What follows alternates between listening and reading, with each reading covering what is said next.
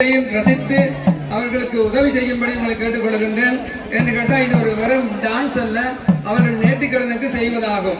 ஆகவே அதற்கு நாங்கள் ஒத்துழைப்பதுதான் சால சிறந்தது தவிர, நீங்கள் ஒரு வேளை டான்ஸ் ஆட விரும்பினால் தனியாக உங்களுக்கு ஒரு நாள் ஒதுக்கி தரப்படும். அதிலே நீங்கள் காவடி டான்ஸ் தனியாக ஆடலாம். இது பக்திபூர்வமாக செய்யப்படுகின்ற ஒரு உற்சவமாகும். ஆகவே காவடி ஆடுகிறவர்களும் அதே போன்று ஆட வேண்டும். அதே நேரத்தில் பக்கத்தில் நிற்கிறவர்களும் அவர்களுக்கு ஒத்தாசை பிடிக்க வேண்டும். அதோடு செடில் பிடிப்பவர்கள் அதிகமான அனுபவசாலிகளும் இருக்க மாட்டார்கள். அவர்கள் உடம்பிலே உள்ள தோல் பெரிய அளவுக்கு இழுக்கக்கூடாது என்பதையும் நான் இங்கே எச்சரிக்கை பண்ணுகின்றேன். இதை புரிந்து கொண்டு செயல்பட வேண்டும் என்று சொல்லி உங்களை அன்பாக கேட்டுக்கொள்கின்றேன். அடுத்து கற்பூர செட்டி. இப்ப தொடர்ந்து 3வது வீதி வருகின்றவர்கள், பால்சம்பு வருகின்றவர்கள்,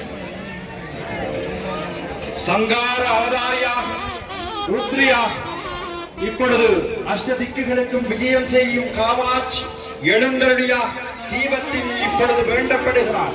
இதோ வடம் பிடித்து இழுக்கும் தேவசேனைகளில் அங்கே யாழியா வீரத்தின் சின்னங்களை தமிழர்களின் நாக அடக்கிய வீரத்தின் சின்னங்கள் அந்த ஆளால சுந்தரியே போற்றி, ஆனந்தவல்லியே போற்றி, இளவஞ்ச கொடியே போற்றி, இமயத்தரசியே போற்றி, இடவத்துடையே போற்றி, ஈசுவரியே போற்றி, உயிர் ஓவியமே போற்றி, உலகம்மையே போற்றி, ஊழ்வினை தீப்பாய் போற்றி, எண் திசையும் வென்றாய் போற்றி, ஏகன் துணையே போற்றி, ஐங்கரன் அன்னையே போற்றி, கருணை ஊற்றே போற்றி, கல்விக்கு வித்தே போற்றி, கனகாம்பிகையே போற்றி. அமைதியாக இப்போது வெளியேறிக் கொண்டிருக்கின்றது. நாம் அமைதியாக இருக்குமாறு கேட்டுக்கொள்கிறோம். மனமளவுகள் இப்பொழுது வெளியில் செல்லும் பொழுது அமைதியாக மிக பொறுமையாக எழுதி செல்லுமாறு கேட்டுக்கொள்கிறோம். மனமளவுகள்